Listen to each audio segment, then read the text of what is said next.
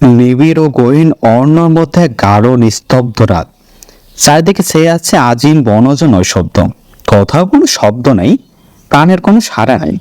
সময় যেন এখানে মৃত, জীবন এখানে স্তব্ধ।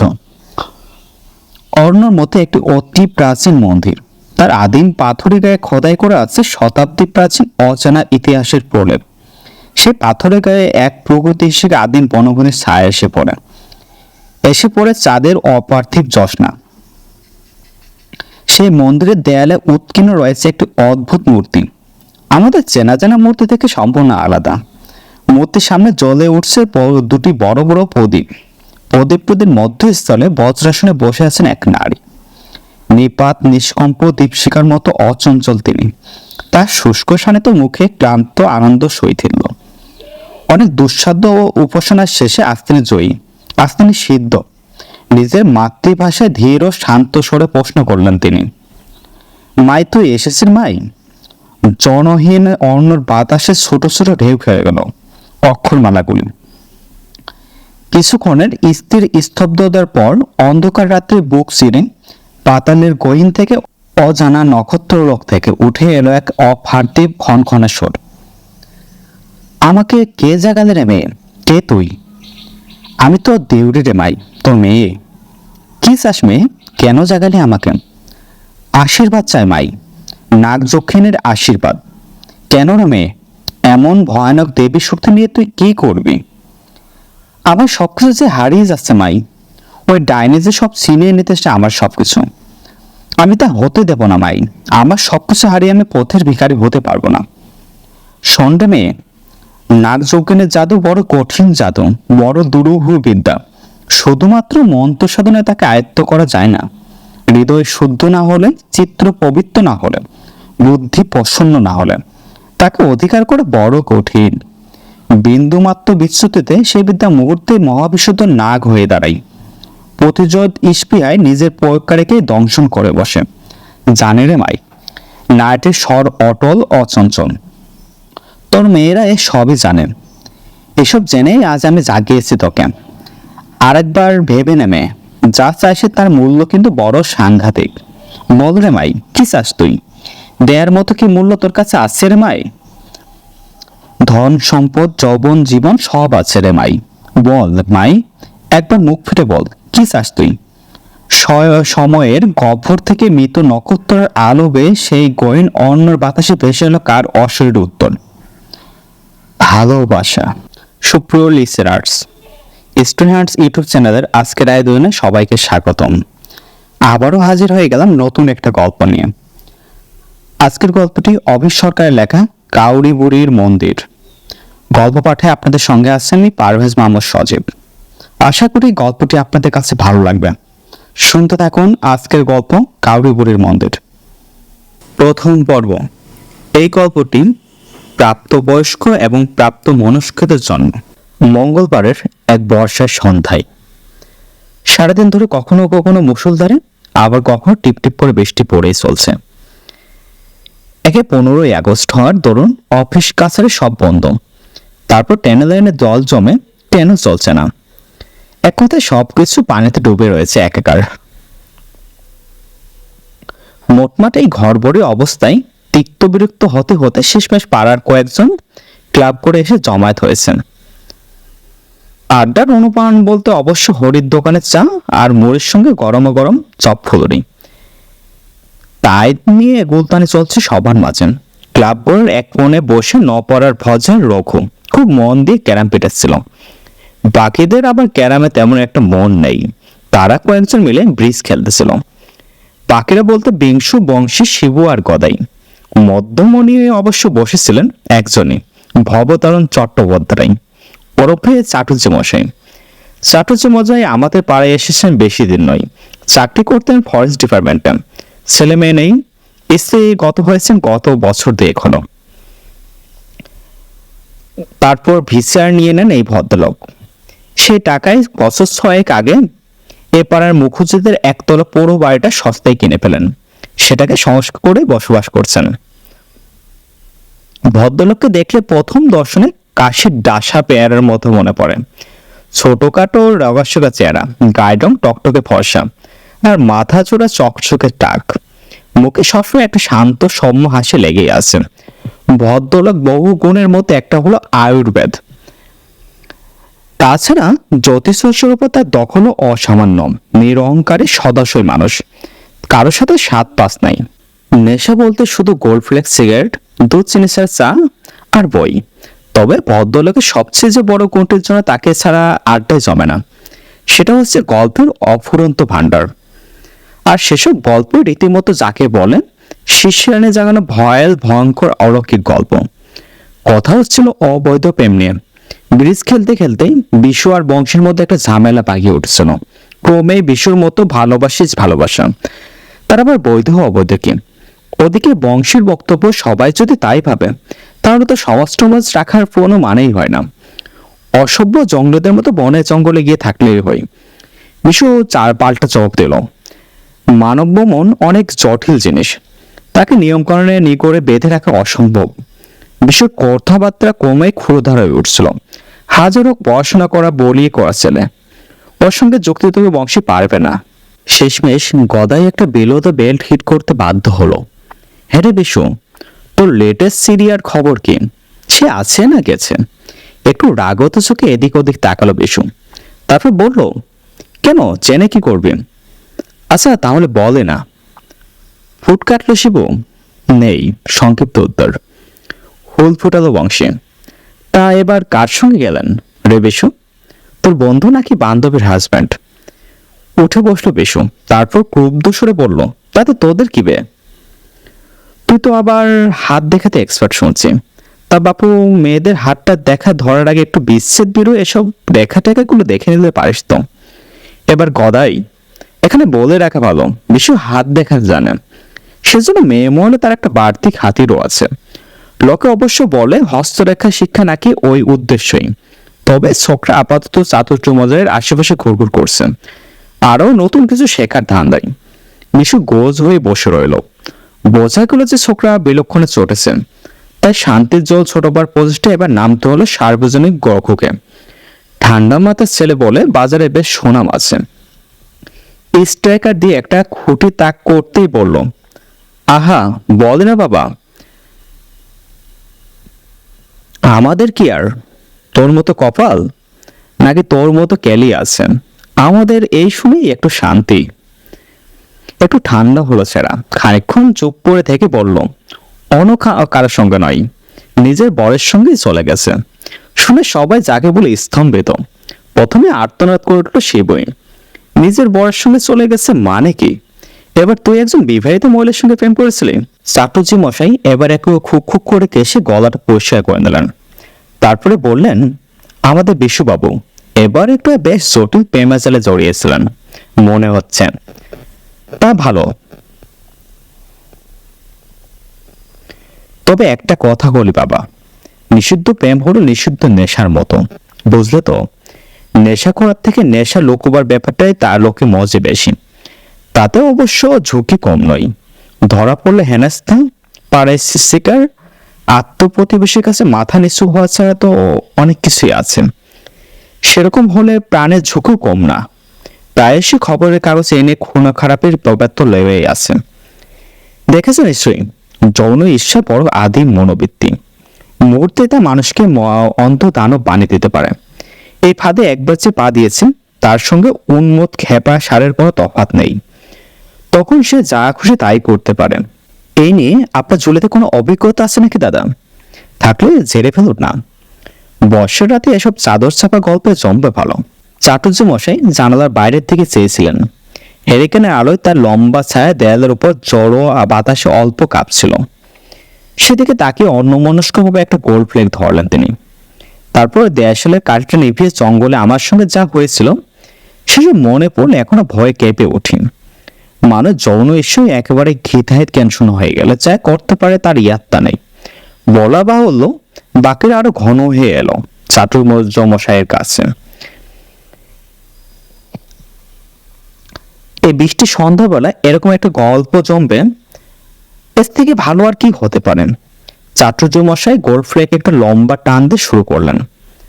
তখন আমি অফিস থেকে ছুটি নিয়ে উত্তর আসামে বনজঙ্গলে ঘুরে বেড়াচ্ছি। হরিশ একটা লম্বা চোখ দিয়ে শুরু করলেন চাটুজ্যমশাই। সদানন্দ কাকু, জানেন যে আমি ছুটি কাটাতে এসেছি, কিন্তু আমার লক্ষ্য একটাই, গোলক পুষ্প। কি বললেন? কিসের পুষ্প? কথাটা শুধু রঘু নয়, আরো অনেকেই শুনতে পায়নি মনে হলো। গোলক পুষ্প ইয়ার শাকম্বর একটা ভেরিয়েন্ট। এই ইয়ার শাগুম্বা বা ক্যাটারপিলার ফাঙ্গাস হচ্ছে প্রকৃতির এক আশ্চর্য আবিষ্কার। পৃথিবীর সবচেয়ে দামি ঔষধেও বটে। শ্বাসকষ্ট থেকে শুরু করে কিডনি, লিভারের বিভিন্ন রোগ সারাতে এর কোনো জোর নেই। তবে বিশেষ গুণের জন্য পৃথিবী জুড়ে আয়ুর্বেদিক মেডিসিনের বাজারের বিপুল খ্যাতি। গলাটা একটু নিচু করে বললেন চাটুর্যে মশাই। সেটা হচ্ছে যৌন সক্ষমতা। পুরুষ মহিলা নির্বিশেষে মানুষের যৌন ধারণা, যৌন সক্ষমতা বাড়াতে এই ভেষজটির কোনো জোরই নেই। এর ইংরেজি নাম হচ্ছে হিমালয়ান ভায়াগ্রা। কথায় পাওয়া যায় এই জিনিস, প্রশ্ন করলো মজা। এ কি আর বাজারে পাওয়া জিনিস? অতি দুষ্প্রাপ্য, অতি দুর্মূল্য বস্তু। পাওয়া যায় একমাত্র তিব্বতের দিকে, সি লেভেল থেকে ৩,৫০০ ফিট উচ্চতার উপরে। একটু নেমে এলে অবশ্য নপালেও পাওয়া যায়। স্থানীয়রা একেবারে ক্রিয়াচুরি। জিনিসটা দেখতে কিরকম? গল্পের গন্ধে ক্যারাম পেটানো থামিয়ে রঘু এদিকে এগিয়ে আসছে। জিনিসটা দেখতে অবশ্য একটু অদ্ভুত, বুঝলে? দৈর্ঘ্যের আর আকারে খুব বেশি বড় না, ধরো এই ১.৫ কাঠের সাইজের হবে। তবে মহার্ঘ বললেন কেন? অল্প হাসলেন চাটুর্যে মশাই। অবস্থাটির ১ কিলোর দাম ধরো এখনকার বাজারে ৬০ থেকে ৬৫ মতো হবে। ৬০ থেকে ৬৫ বলতে ৬০ থেকে ৬৫ লাখ। শুনে আমরা তো হা, মানে ১ গ্রামের দাম ৬ থেকে ৭,০০০ টাকা। সোনার থেকেও দামি। মৃদু হাসলেন চাটুর্যে মশাই। তা এই ক্রিয়াচুরি ওরফে ইয়ারসাগুম্বার ব্যাপারে আমরা আয়ুর্বেদিক লাইনের লোকজনেরা সবাই মোটামুটি রকম জানি। আমি যে সময়ের কথা বলছি সে ধরো ৩০-৩৫ বছর আগেকার কথা। তখন এসব ভাইগা টাইগা আবিষ্কার হয়নি। আমি তখন নর্থ বেঙ্গলে পোস্টেড, চাকরি বাকরি করি, খাই দেয়, আর অবসর সময় বিভিন্ন জানা ও অজানা পাহাড়ে ভেষজ খোঁজ করি। সেই করতে গিয়ে ওখানকার কিছু এজেন্টের সঙ্গে আমার বেশ সখ্য হয়ে গেছিল। তাদের কাছ থেকে কিছু কিছু ছোটছাটকা খবর পেতাম ঠিকই, তবে তাতে মন ভরত না। সেভাবেই দিন কেটে যাচ্ছিল। কেটে যেত, যদি না ১৯৯০ সালের আশ্বিন মাসের এক সন্ধ্যায় দয়বার আমার হাতে একটা প্রাচীন পুঁথি না এসে পড়তো। পুঁথিটা নিয়ে এসেছিল ওসমান, আমার শিলিগুড়ির চেনা একটা এজেন্ট। ওসমান আমাকে একটা আলাদা খাতির করতাম, কারণ সেরকম ভালো পুঁথি পেলে আমি উচিত দাম দিতে কোনো সময়ই কসুর করিনি। পুঁথিটা একটা পুরনো আয়ুর্বেদ শাস্ত্রের পুঁথি। রচয়িতা কামরূপ দেশাগত জৈনক ব্রাহ্মণ, নাম রুচিনাথ বড়গোহাই। পুঁথিটার বয়স কিন্তু খুব বেশি না, অষ্টাদশ শতাব্দীর শেষ বা ঊনবিংশ শতাব্দীর প্রথম দিক নাগাদ লেখা। পুঁথিটার প্রথম দিকে তেমন কিছু ইন্টারেস্টিং পাইনি। সাধারণ আয়ুর্বেদিক গাছগাছালির বিবরণ, তার প্রায় সবই আমার চেনা, নতুন কিছুই নেই। পাতা ওল্টাতে ওল্টাতে ভাবছিলাম ওটাকে ফিরিয়ে দেবো কিনা। থমকে গেলাম মাঝামাঝি এসে। কয়েকটা পাতা পড়ে নিজের চোখ দুটোকে যেন বিশ্বাস করতে পারছিলাম না। এ তো পুরো স্বর্ণখনি। ওসমান খুব সম্ভবত আমার চোখ মুখ দেখে কিছু একটা আন্দাজ করেছিল নিশ্চয়ই, নইলে হঠাৎ করে অমন একটা সাধারণ পুঁথির দাম ১,০০০ টাকা হেঁকে বসবে কেন? তখনকার দিনে ১,০০০ টাকার অনেক দাম। তবুও বিন্দুমাত্র বিচলিত না হয়ে টাকাটা ওসমান হাতে তুলে দিলাম। কেন, তাতে কি ছিল চাটুর্যে মশাই? পোস্টটা বংশী করলো বটে, তবে আমাদের সবার মনও তখন এই দিকেই জিজ্ঞাসা। সামনে রাখা চায়ের ভারে একটা চুমুক দিয়ে ফের শুরু করলেন চাটুর্যে মশাই। যা ছিল আমার কাছে তখনই এর দাম লাখ টাকার সমান। সেটি হচ্ছে গোলক পুষ্প নামে একটি অতি দুষ্প্রাপ্য ভেষজলতার উল্লেখ। এই গোলক পুষ্পের উল্লেখ আগেও ২-১ জায়গায় পেয়েছি, তবে সবই ভাষা ভাষা। শুধু জানতে পেরেছিলাম যে গোলক পুষ্প পাওয়া যায় উত্তর আসামের জঙ্গলে, ডিব্রুগড় থেকে শুরু করে ধুবড়ির মাঝামাঝি কোনো এক জঙ্গলের মধ্যে। তার নাকি অনেক গুণাগুণ, বিশেষ করে রস নাকি যাবতীয় যৌন রোগের অব্যর্থ দাওয়াই। অষ্টম চলে যেতেই চট করে রাতের খাওয়া সেরে পুঁথিটা নিয়ে চৌকিতে লম্বা হলাম। আগে করা সংস্কৃততে লেখা, খুব বেশি বড় নয়, পুরোটা পড়ে ফেলতে সময় লাগলো ঘন্টা ২-১ সামান্য বেশি। পড়তে মোড়ে ক্রমশ উত্তেজিত হয়ে উঠেছিলাম। প্রতিটি এই ভেষজের গুণাবলীর ব্যাপারে যা পড়লাম সেসব যেমনই আশ্চর্য তেমনই অদ্ভুত। এমনকি এমন কিছু প্রয়োগের কথা আছে যেগুলো বিশ্বাস করে একটু কঠিন, মানে আয়ুর্বেদের সঙ্গে তার কোনো সম্পর্ক নেই। প্রধান যে গুণ সেটা ইয়ারসাগঙ্গার সঙ্গে একেবারে হুবহু মিলে যায়। এছাড়াও এর দ্বারা বেশ কিছু জটিল স্নায়ু রোগের চিকিৎসা, বিভিন্ন মেয়েরই অসুখের প্রতিধানও করার সঙ্গে সম্ভব। শুধু শেষের শ্লোকটার অর্থ তখন বুঝতে পারিনি। যখন বুঝতে পারলাম তখন ব্যাপারটা হাতের বাইরে চলে গেছে। কি সেটা? প্রশ্নটা কি করলো ঠিক বোঝা গেল না। এবারে একটু থামলেন চাটুজ্যমশাই, তারপর একটা সংস্কৃত শ্লোক আওড়ালেন। গোলকপুষ্পাং মহাভয়াং সঞ্জাতং ভবিষ্যতে তদয়ং নিবারথং গলপুষ্পং বিধিয়াতে। অর্থাৎ গলপুষ্প থেকে যদি কোনো মহাভয় উৎপন্ন হয় তাহলে এই গলপুষ্পেরই সাহায্য লাগবে সেটা নিবারণ করতে। তবে যেটা দেখে আমি উত্তেজিত হয়ে উঠলাম সেটা হচ্ছে এই ভেষজটির প্রাপ্তিস্থান একেবারে নির্দিষ্ট করে লিখে দেওয়া হয়েছে। আর সেই শ্লোকটা এতবার পড়েছি যে মুখস্থ হয়ে গেছিল। বংমরা গাঁয়ের উত্তরে যে মাগুরি বিল, তার কাছে আছে দেবী স্থান। সেই মন্দিরের গর্ভগৃহে ফোটে এই আশ্চর্য গুল্মলতাটি। বংমরা যে উত্তর আসামের প্রধানতম শহর, তিনসুকিয়ার আদি নাম, সে আমি আগে থেকেই জানতাম। মেঘ থেকে মাগুরি বিল খুঁজে পাওয়া গেল, বলা বাহুল্য। এরপর যদি এর খোঁজে তিনসুকিয়া জঙ্গলে না যাই তবে আমার আয়ুর্বেদের শাস্ত্রে এতদিন আগ্রহ সবে বৃথা। টাকার কথাটাও ভুললে চলবে না। একবার যদি খুঁজে পেতে পারি এই জিনিস আমার হাতে আসে, তারপর আর যদি এর সাপ্লাইয়ের ব্যবসাটা দাঁড় করাতে পারি তাহলে আমার অন্য বস্ত্রের সংস্কৃত ছেড়ে দিলাম। আমার পরের কয়েক বছর পায়ের উপর পা তুলে হেসে খেলে চালিয়ে দিতে পারবেন। তার উপর খ্যাতির লোভটা কম নয়।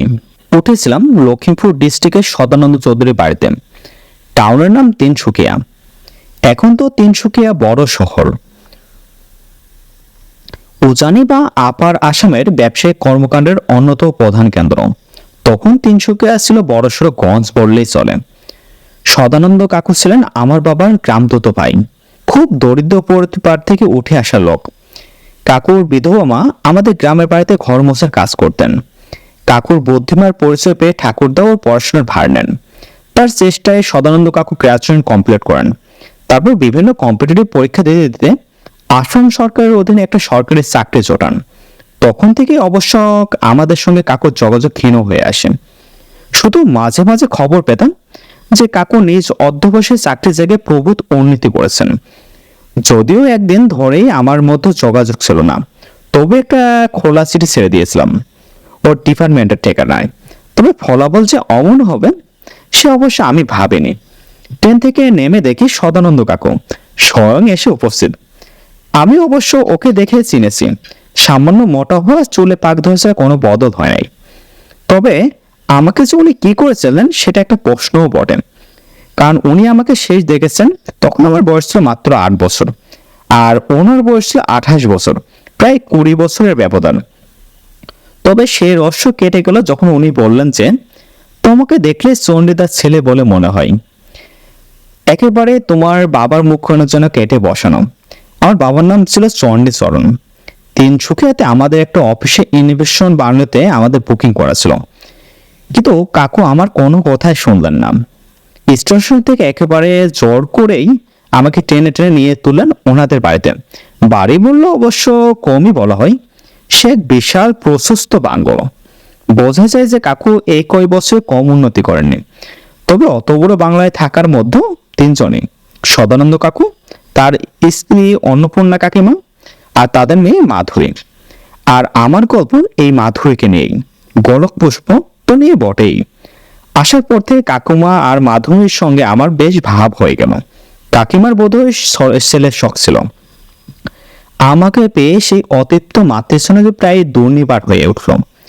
কাকু নিশ্চয়ই ওকে স্বস্তি স্বরে আমার ঠাকুরদার বাবার সাহায্যের কথা বলেছিলেন। ফলে দুর্বার মাতৃস্নেহ আর কৃতজ্ঞতা মিশে যে জিনিস দাঁড়ালো সে আর কর্তব্যই নয় ভাই, ভালোবাসার অত্যাচার বললেই চলে। তার উপর কাকিমার রান্নার হাত ছিল সোনায় বড়া। তোমরা তো জানোই ব্রহ্মপুত্রের মাছের স্বাদই আলাদা। আহা, প্রায় 30 বছর হয়ে গেল সেই রান্না এখনো মুখে লেগে আছে ভাই। মাধুরীকে দেখে প্রথম থেকে মনে হয়েছিল ভারী ভালো এবং ঠান্ডা মেয়ে। ততদিনে আমি জ্যোতিষ চর্চায় মোটামুটি নাম করে ফেলেছি। মাধুরীকে দেখেই বুঝলাম যে মেয়েটা তুলা রাশি জাতক, যেমন ঠান্ডা শান্ত স্বভাব তেমনই বুদ্ধিমতী। তবে খুব সম্ভবত বৃহস্পতির স্থান উচ্চ স্তরের, সামগ্রিক যে আচার আচরণের মধ্যে একটা ধীর শান্ত প্রাজ্ঞ ব্যাপার আছে। সবকিছু মিলে যাকে বলে বেশ প্লেজেন্ট পার্সোনালিটি। তবে প্রথম দিন থেকেই একটা ব্যাপার কিন্তু আমার নজরে এড়েনি। মেয়েটাকে দেখে যতটা সবসময় যেন একটা আলগা বিষাদের চাদর গাড়ি জড়িয়ে রেখেছে। মৃয়মান মুখ, মরা চাহনি, যেন বুকের মধ্যে কোথাও একটা চাপা কষ্ট লুকিয়ে রেখেছেন। এদিকে আমার কাজ এগোচ্ছিল খারাপ না। সদানন্দ কাকুর বাড়ি তিনসুকিয়া টাওয়ারের একটু বাহিরের দিকে। জায়গার নাম গেলাপুকুরি। জায়গাটা একদমই জঙ্গলের গা ঘেঁষে। পশ্চিম দিকে দুপা হাঁটলেই সেন্ট স্টিফেন চার্চ, আর তারপরে এথেলবাড়ি শিব মন্দির। বায়ে ফেলে লিম্বুচুরি টাচ ছাড়লেই মাগুরি বেল শুরু। তার বলা বাহুল্য, সদানন্দ কাকুকে আমি এখন আসার ব্যাপারে আসল কারণটা জানিনি। শুধু বলেছিলাম যে নেচার ফটোগ্রাফি আমার জীবনের একমাত্র শখ। এদিকে কোনোদিন আসা হয়নি বলে আমি জঙ্গলে ঘুরতে এসেছি। সঙ্গে চিরসাথী আছাই ক্যামেরাটা ছিলই, ফলে ওদের কনসেপ্ট করতে খুব বেশি ব্যাগ পেতে হয়নি।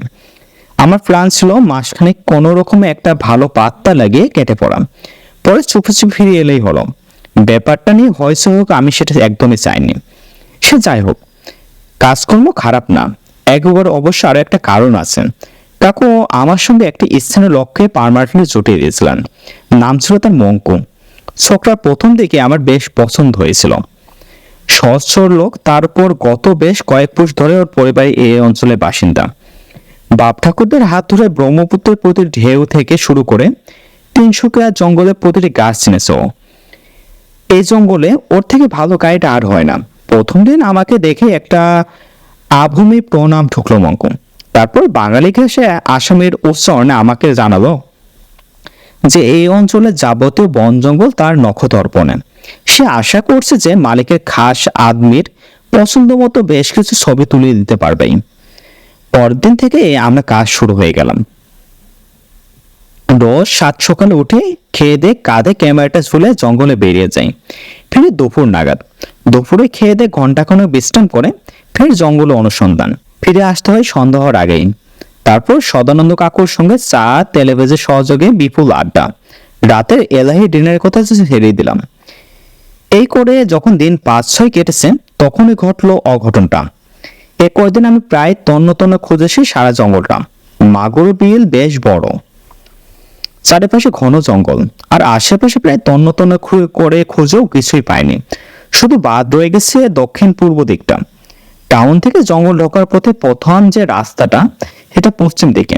সেখান থেকে বিলের দক্ষিণ পূর্বে যাওয়ার কোনো চলাচলের রাস্তা তো নেই। তার উপর মাঝে মাঝে একটা বড় শুকনো নালা আছে। প্রথম থেকে লক্ষ্য করেছিলাম যে ওদিকে যেতে মঙ্কুর তীব্র অনীহা। ওদিকে যাওয়ার নাম শুনলে ছোকরার চোখের মুখে চকিতের জন্য একটা অস্বাভাবিক ছায়া খেলে যায়। ওই রাস্তার কথা ভুলে গিয়েছিলাম। 7 দিনের শেষে নিষ্ফল অবসানের শেষে আসছে, মনটা ব্যর্থতার বিষয়ে তিক্ত হয়ে আছে। এমন সময় হঠাৎ করে আমার সেই শুকনো নালাটার কথা মনে পড়ে গেল। আরে বা, ওদিকে তো জয় হলো না। কথাটা মঙ্গুকে বলতে দেখে সে একটা অবাধ্য ঘরের মতো ঘাড় বাঁকিয়ে রাস্তার দিকে দাঁড়িয়ে গেল। মাপ করো দাদা, ওদিকে যাব না। সে কি, কেন? আশ্চর্য হলাম। ওই যে সেদিন বললি মালিকের খাস আদমির পছন্দ মতো ছবি তুলিয়ে দিতে পারবি আমায়। ঘাড় তেরা করে খানিকক্ষণ মাটির দিকে তাকিয়ে রইল ছোকরা। তারপর ভয়ের তো স্বরে ইতি তাকিয়ে চাপা গলায় বলল, ওদিকে যেতে পারবো না গো দাদা। ওদিকে যাওয়া আমাদের বারণ আছে। আমাদের মানে কাদের? আমাদের সব্বার। দিবাঙ্গোয়া, বড় গোয়া, তেনপনিয়া সবার মানা আছে ওদিকে যাওয়ার। ওরা কারা সেসব বুঝলাম না। কে মানা করেছে পাঁচটা প্রশ্ন করলাম। বড় দেউরি।